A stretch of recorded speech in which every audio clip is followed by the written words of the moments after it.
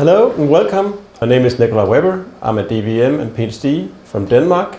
I'm working as a project manager of the Danish reduction strategy, and my employee is the Danish Agriculture and Food Council. Before watching the video, please subscribe to Donplana TV, like the video and turn on the notifications. So now you got an introduction to what we initiated, all the rules and also some of the tools that has been developed. And now I'll give a status on what we actually have achieved since we started in 2022. So here is a lot of figures coming in. First of all, this one here shows you the overall national PRRS serological status of all Danish herds. When we started back in 2022, there was only approximately 32% of our herds which has a negative PRRS status. 53% had an unknown status, meaning we didn't know anything about these farms. The year after, we start testing the farms, and you can see the gray column is coming down, meaning we got PRRS status on more farms. 2024, at that time we had 63% negative and approximately 28% positive. And nearly all the farms now had a PRRS status. And moving up till New Year, this year, we reached 73.5% negative farms and 21% positive farms. So we achieved the goal of reducing the amount of farms being positive and increasing the amount of farms being negative. If you break some of these data down, you can see here the total amount of herds being positive and negative this new year. So by now we have 901 positive farms. You can see in the pie chart that we have 208 sow herds, 45 full line herds and 649 grower finisher herds that are positive. You can see the speed of reduction has actually been the same this last couple of years. So we managed to increase the percentage of negative farms and reduction of the positive farms with the same velocity the last 2 years. Another way of breaking it up, on the one side we have figures on sow herds, on the other side we have figures on grower finisher herds. And what you see is that we now have 76% of all our sow herds being negative and approximately 72% of the grower finisher herds being negative. And you see a very nice development for each year. Zooming in on the PRRS targets of the whole reduction program, just to recap, we have these two targets, meaning the proportion of finishers being seronegative and the portion of sow herds being seronegative. And what we achieve now is that we have nearly 77% of all of finisher herds are being, sow herds has been seronegative, and approximately 73% of our finisher herds been negative. So we're getting very close to the goal for the finisher herds, but we're still a bit off according to the target for the sow herds. This one here shows the PRRS status on sow herds back in 2025 each month. The red column is the number of sow herds being infected by PRRS, meaning going from a negative to a positive status. And the green column is the amount of sow herds being eliminated with PRRS, going from a positive to a negative status through the year. And what you see is that we achieved to eliminate PRRS from 3 times more sow herds than the number of sow herds being infected. And that is very good, because if we keep on doing this, we will actually achieve what the goal is, to reduce the PRRS. What we also can see is the overall risk of being infected of PRRS for a sow herd has also been reduced dramatically. The way we do it is that we look at the number of negative sow herds at the start of the year, and then we see how many of these sow herds being infected when the year has gone. And then you can calculate the risk of infection. And what you see in this table is that before our reduction program, the overall risk of being infected of PRRS in a sow herd was between 6 and 7%. And then we start our reduction program, and you can see for each year the risk of infection is coming down, and last year it was below 2.5%. And again, that's very important, because you have to make sure that the farmers that go for elimination, they have to trust that they're not being infected again. And we can actually show that the risk of being infected has been lowered dramatically since this program was initiated. But we still have some of these sow herds being infected. Last year we had 23 sow herds, and this map of Denmark shows you the distribution of sow herds being infected.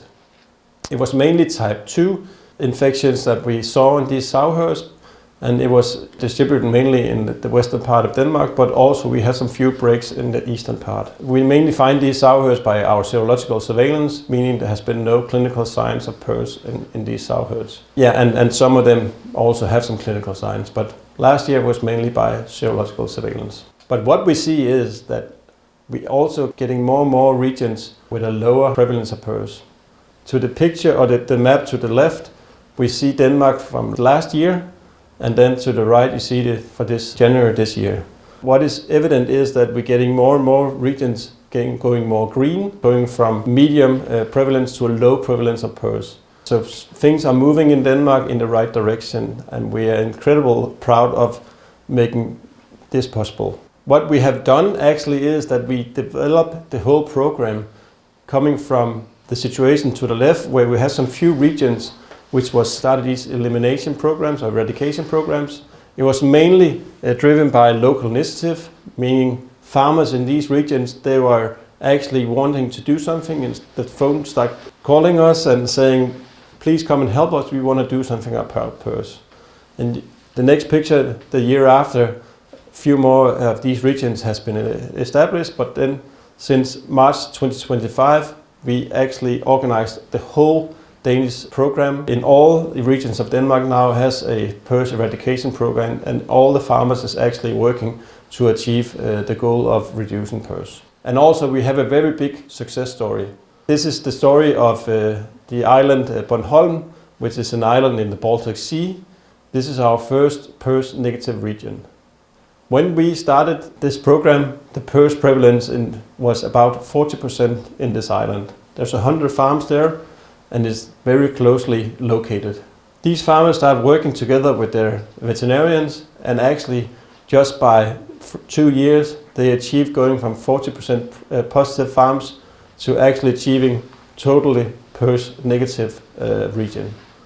And that was a very good job, and it shows you that even though you have a region with a high prevalent PRRS and with a lot of farms, you can actually achieve control if these farmers work together and the veterinarians help them. So what we learned through these first 4 years of PRRS reduction in Denmark. First of all, we should look at the aim of the whole program.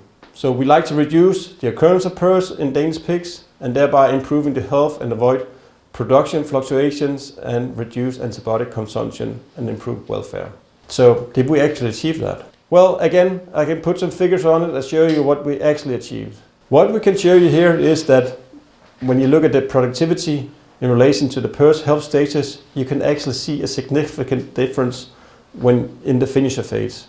It means that finishers from herds with a positive PRRS health status, they grow on average 39 grams less in the finisher phase compared to farms with a negative health status.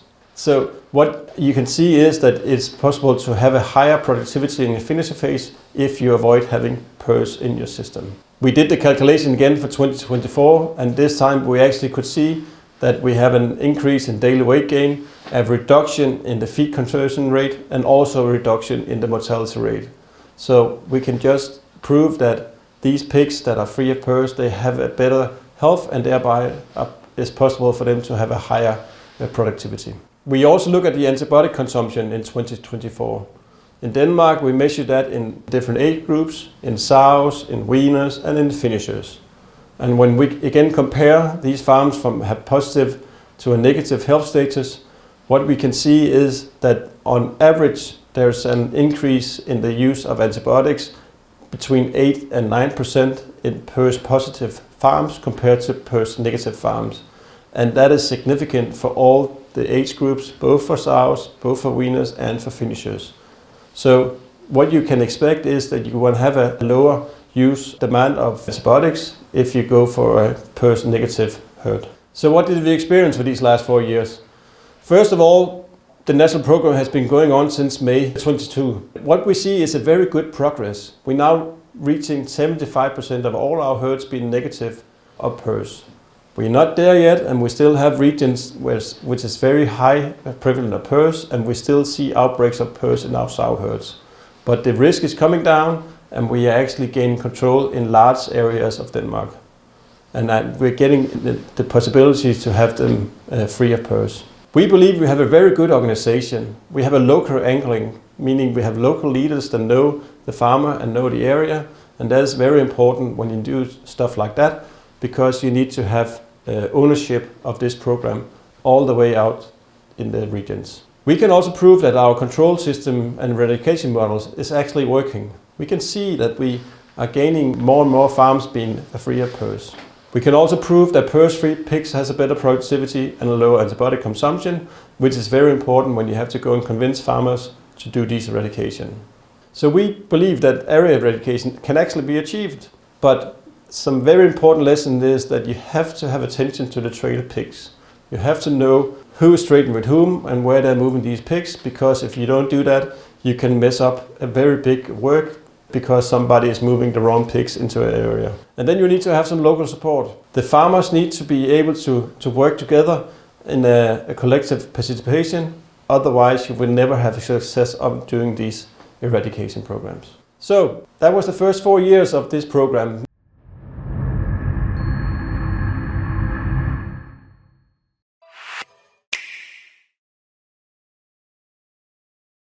What's coming on now? Well, what we are focusing on is, because we have made a lot of work on trying to get these regions free of PRRS, we like to protect them from any introduction.